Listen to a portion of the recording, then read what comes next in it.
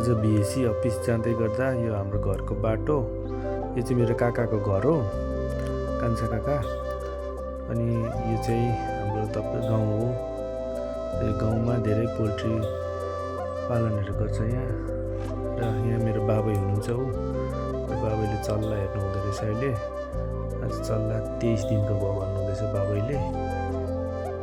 अनि यो एकदमै उहाँ हार्डवर्क गर्नुहुन्छ। र यो सबै मेरो तल कान्छा काका घर, यो मैला काकाको घर, यो हाम्रो गाउँ, यो मकै फल्न आँटेको रहेछ। त्यहाँदेखि यो डाइरी। अनि म बिस्तारै यहाँ बिएसी आइपुगेँ। र बिएसीमा पहिला चिनेको धेरै साथीहरू थिए, उहाँहरूसँग यसो हात बाइक राखेर यसो हातहरू मिलाएँ। र काम बिस्तारै सक्यो। र यहाँनिर स्टाफहरू धेरै सपोर्टिभ हुनुहुन्थ्यो। र मैले काम सकेर घर फर्केँ। र यो हाम्रो घर जाने बाटो। अनि उहाँ पर आउँदै गर्नुभएको अझै मेरो कान्छी काकी, आफ्नै काकी हुनुहुन्छ। र यता हाम्रो गाउँको दिदी फुपू आज पाहुना आउनुभएछ आफ्नो माइत घर। अनि म एकदम खुसी पनि हुनुहुँदो रहेछ। अनि यो मकै रुखहरू, अनि यो पनि यो पोल्ट्रीको खोर, यो बाटो हाम्रो घर जाने बाटो अघि जाँदाखेरि देखाएको।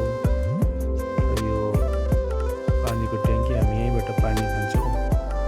यो अहिले हाम्रो ट्रन पानीको ट्रन थियो। र यो हाम्रो म घर आइपुग्न आँटेँ। र यसमा चाहिँ तपाईँले देख्नुहुन्छ, यो चाहिँ हाम्रो अघि मैले देखाएको कान्छा काका घर। उहाँ चाहिँ इन्टरप्रिनर हुनुहुन्छ पोल्ट्रीको ठुलो। उहाँको चाहिँ ठुलो, उहाँले 6-7 हजार पोल्ट्री पाल्नु भएको छ उहाँ कान्छा काका। उहाँ चाहिँ कान्छा काका, उहाँको ठुलो पोल्ट्री छ, घर एकदमै राम्रो छ। र यो अहिले यो पनि यो चाहिँ मेरो पोल्ट्रीको फार्म हो। यो मेरो पार्ट टाइम, म यसो पढिसकेर यसो बेल ड्युटी गर्छु। र अहिले चल्ला हालेको छु। र यसमा अहिले चल्ला आज 3 दिन भयो। र अघि मौसम चिसो थियो र प्लास्टिक ठुनेको थियो। र अहिले हेर्दा अलिक तातो भएछ। र यसो प्लास्टिकहरू अलिअलि खोलेर अलिक हावा छिर्ने जग्गा बनाएको रहेछ।